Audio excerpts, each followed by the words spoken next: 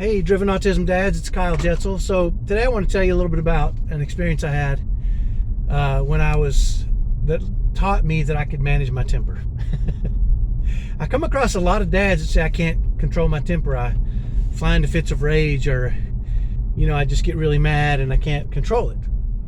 And to that I say, crap. Let me tell you what I mean by that. Because if you're one of those guys, I'm going to share with you an experience. So when I was in middle school, the kids used to play these games where they would hit you.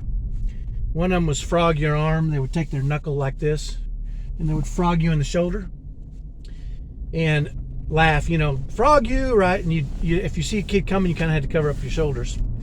Another game they would play is open chest, where if you were walking with your books on your side or something, they would just swing and hit you in the chest and say, open chest. They thought it was real funny.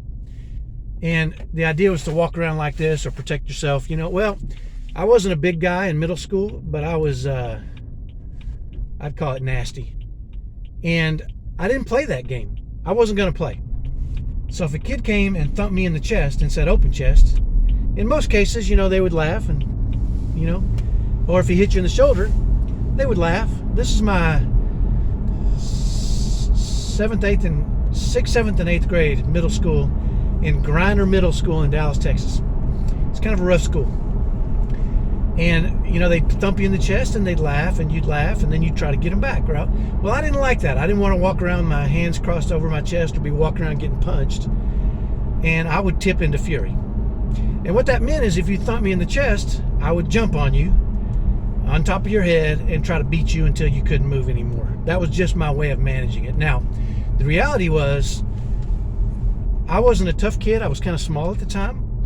And so it usually ended up in a brawl, right? And this is like when I very first started going to Griner Middle School. I mean, the first week, I got sent home 2 times in the first week for fighting. Week 2 of my first 2 weeks in middle school, I got sent home from school and my dad was waiting on me. I guess my mom had called my dad and my dad was not having it anymore. My mom had told me to stop fighting. I didn't really care. Ain't nobody hit me. That's all there is to it, right? And so I got home after that third time I got basically sent home. They didn't suspend you for fighting back then. It was a different world. They'd send you home, they'd send home a note. It was a different world, right? I mean, you could throw down. But anyway, after the third time I got sent home, my dad pulled me aside and said, you can't keep swinging at people. You can't keep jumping on people. And I said, well, here's what's going on. I'm not taking this, Dad. He said, well, you got to come up with another strategy because fighting, getting sent home is not effective. And I said, well, I can't control my temper. And he said, well, let me ask you a question. I said, yeah. He said, is there anybody in your school that if they hit you in the chest, you wouldn't fight? You wouldn't jump on them? I said, oh, yeah. He said, who's that? I said, his name was Marco Coleman. Okay, so I was in 6th grade, because it was 6th, 7th, and 8th grade. He was in 8th, and I swear he was 6'4", 225 pounds. This dude was probably like an 11th grader that had been held back 7 or 8 times. This dude was a monster. Right now, Marco Coleman was a heck of a nice guy, but there were rumors that he was vicious when pushed. And so I told my dad, I said, yeah, if Marco Coleman hits me, I'm not fighting back. I mean, I'll get obliterated. But anybody else I wasn't afraid of, right? I wasn't afraid of taking a butt whooping. I'd been whooped a couple of times. And so my dad said in his infinite wisdom, he said, okay, the next time you come home, you get kicked out of school for fighting, I'm going to beat you like Marco Coleman. Is what he said. Now, my father was never beat on me, and I knew he wasn't going to beat me like Marco Coleman. But the message he sent was really interesting to me, right? And the message he sent was, you can control your temper in the right circumstances. You're just not, right? Because these other kids, you think you got a shot. You're going to get in there and mix it up. But Marco Coleman, there ain't no way, right? And it made me realize as a 6th grader in middle school that I didn't always need to control my temper, but there were times when it was better for me to control my temper. Right where I grew up, you had to have a reputation as a fighter, otherwise you would just get picked on mercilessly. So you had to fight a few times. But once you got that reputation, you were okay.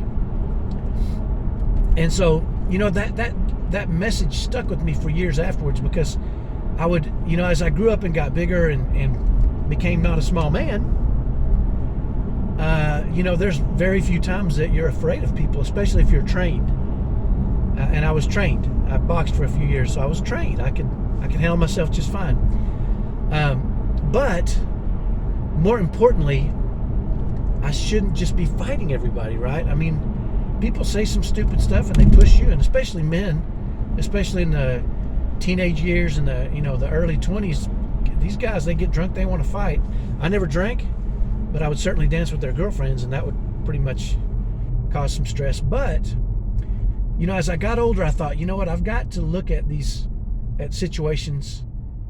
Even though I don't think I can control my temper, I can. Because if this guy who's just shoved me was Mike Tyson, who at the time, Mike Tyson was the scariest, he probably still is, right?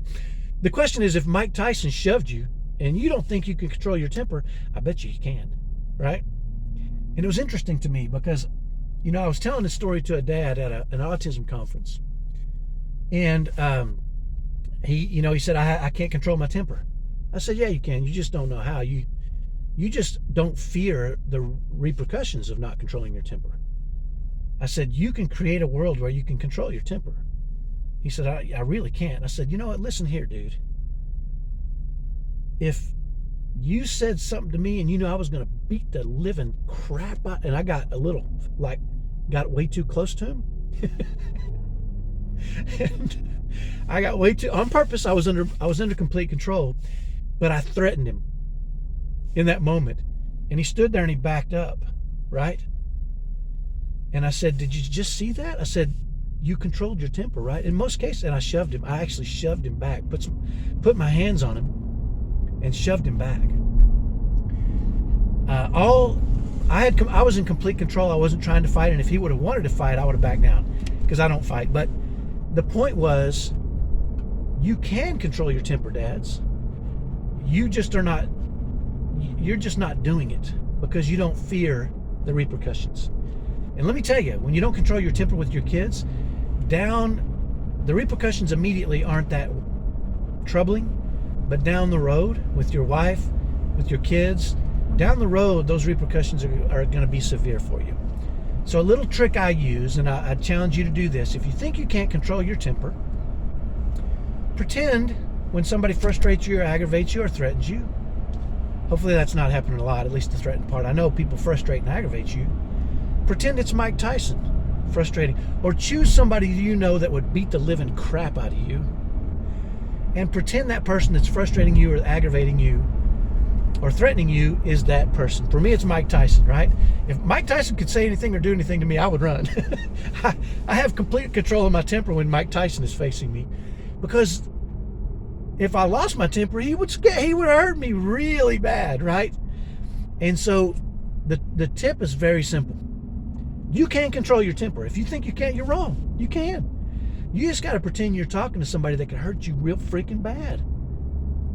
And that's a little trick I've used throughout my life, right? When I was boxing, I was always very respectful, because you're in a ring with somebody and they can't get in trouble for hitting you, and you can't get in trouble for hitting them.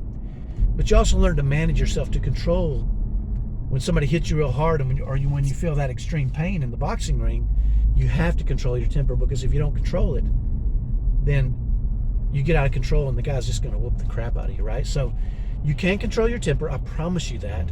And if you think you can't, the next time something frustrates you or aggravates you, pretend it's Mike Tyson doing it. And see if that doesn't make you control your temper. I bet you a lot of money that it will. Okay? So that's my tip for today. If you think you can't control your temper around your kids, or you just get tired and you can't control your temper, yes, you can.